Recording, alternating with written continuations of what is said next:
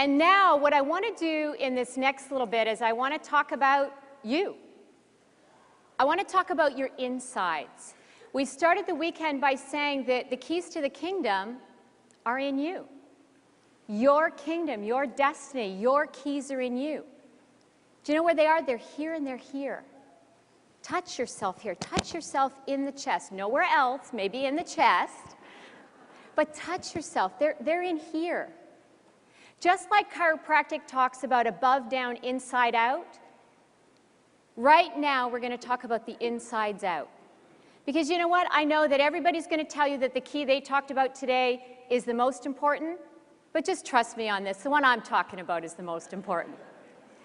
And it's because it's about you. It's inside of you. How do we start to bring those insides out? And I'm going to share with you an affirmation that I use with my kids.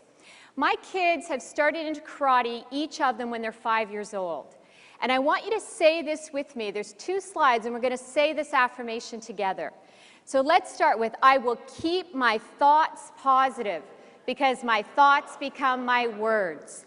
I will keep my words positive because my words become my actions.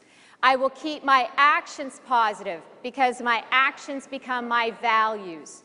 I will keep my values positive because my values become my destiny.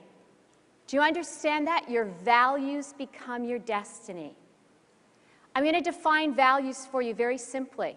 You don't even need to write it down. It's the things that matter to you.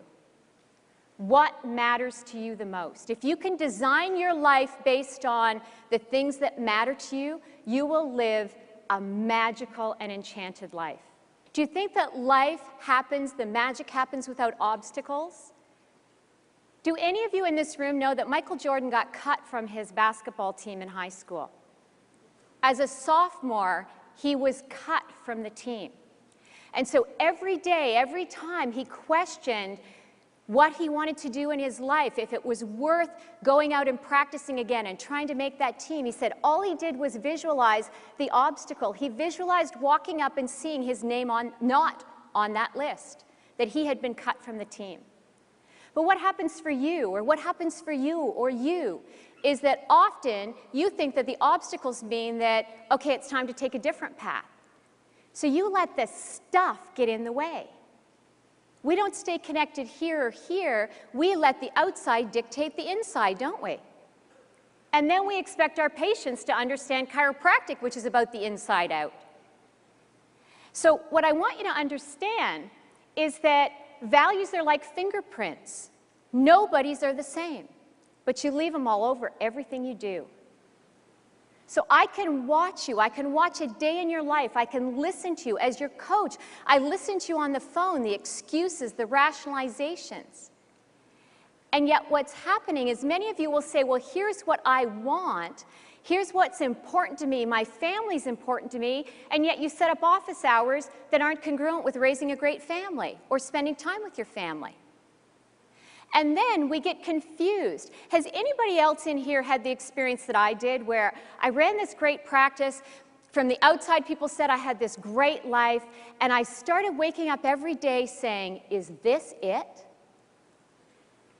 Anybody else felt that? Anybody feel in here that they're not living up to their true potential?